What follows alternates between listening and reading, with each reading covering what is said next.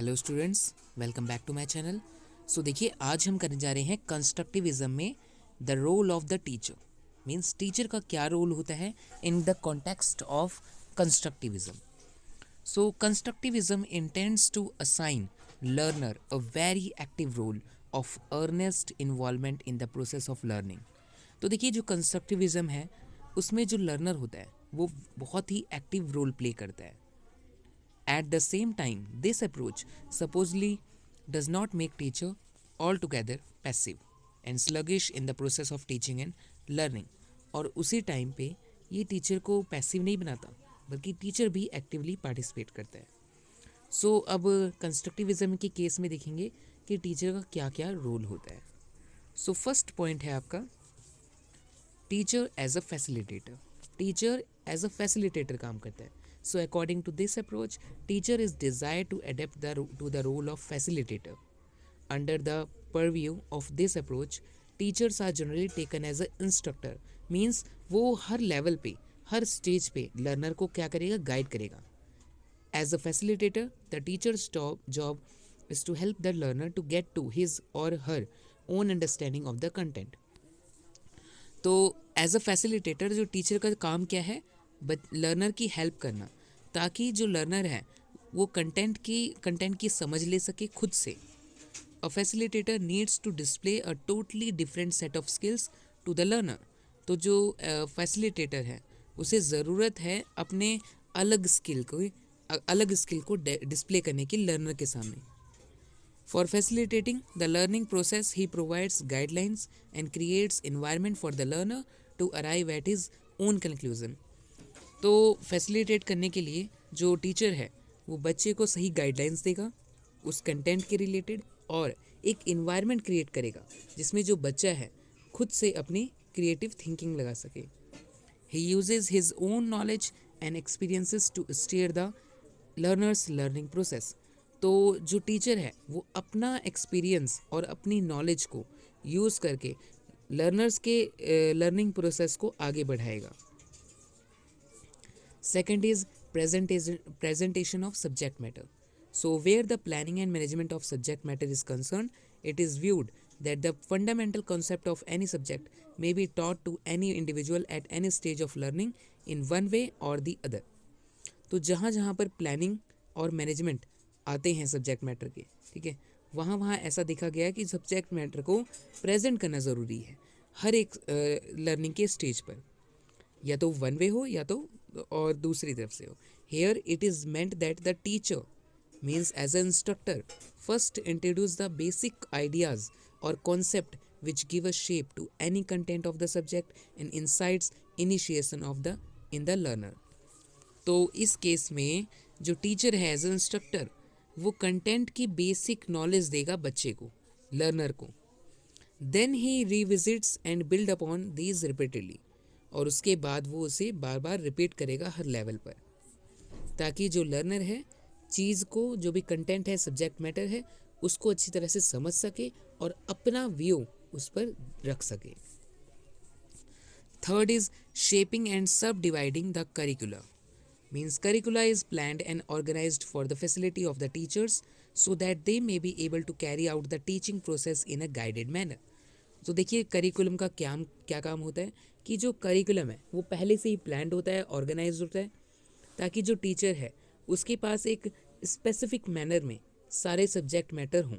Means उसे किस time पर क्या पढ़ाना है ये सब कुछ हो। But following constructivist approach, it becomes inevitable on the part of the teacher to shape the curriculum and form its subdivision meeting the needs of the learner. तो कंस्ट्रक्टिविज्म के केस में जो करिकुलम होता है वो टीचर उसको flexible कर सकता है। मीन्स लर्नर की नीड के अकॉर्डिंग उसको आगे पीछे कर सकता है, ताकि जो लर्नर है उसे हर चीज़, हर कंटेंट समझ में आए और उसको खुद से उसकी जो थिंकिंग है उससे खुद से क्रिएट कर सके कुछ। So it is something personal and different which may reflect the belief system of the teacher, his thoughts and feelings about both for the content of the material and his learner. This makes teaching learning a shared enterprise. So इस case में ये थोड़ा personal भी हो सकता है। Means जो teacher है हर एक इंडिविजुअल पे ध्यान देगा, उसकी नीड्स को समझेगा, उसकी बिलीव्स को समझेगा, उसके हिसाब से अपना जो कंटेंट है, अपना सब्जेक्ट मैटर है, उसके सामने प्रेजेंट करेगा। तो और जो करिकुलम है उसको छोटे छोटे पार्ट्स में डिवाइड भी कर सकता है वो। सो इसके अकॉर्डिंग, कंस्ट्रक्टिविज्म के अकॉर्डिंग, जो टीचर है वो लर्नर की नीड को ध्यान में रखते हुए करिकुलम को खुद से शेप कर सकता है। Fourth is teacher as a counsellor.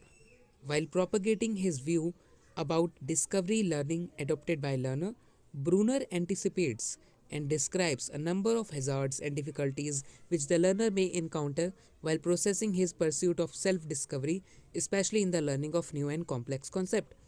देखिए, जो ब्रूनर के अकॉर्डिंग जो लर्नर होता है, जब वो कुछ समझने की कोशिश करता है, कोई भी जो सब्जेक्ट मैटर है उसको समझने की कोशिश करता है, उसके सामने बहुत सारी प्रॉब्लम्स आएंगी, बहुत सारी मुश्किल्स आएंगी। ठीक है। So in such situation teacher's role as an expert counsellor is of great importance, whose timely help और suggestion may make the learners effort less cumbersome. तो उस केस में टीचर की जो गाइडलाइंस होंगी, टीचर की जो नॉलेज होगी वो काम आएगी।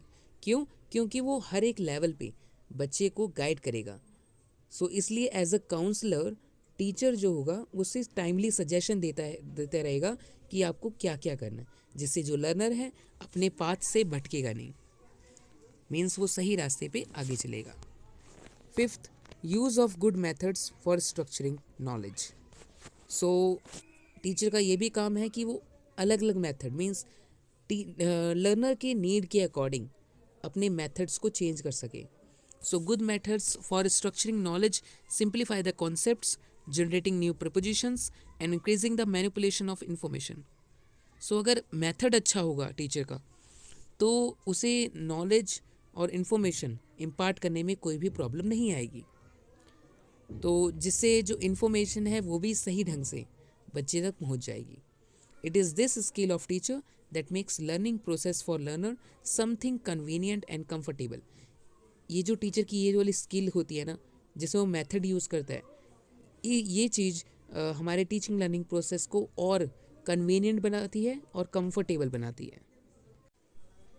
Use of appropriate method means, देखिए जो कंटेंट होता है, सब्जेक्ट मैटर होता है, वो अलग अलग लेवल पर अलग अलग हो सकता है, इसलिए हम एक ही मेथड को लेकर नहीं चल सकते हैं। इसके लिए हम अलग अलग कंटेंट के लिए अलग अलग मेथड यूज़ कर सकते हैं जो उस सब्जेक्ट मैटर के लिए परफेक्ट फिट बैठता हो।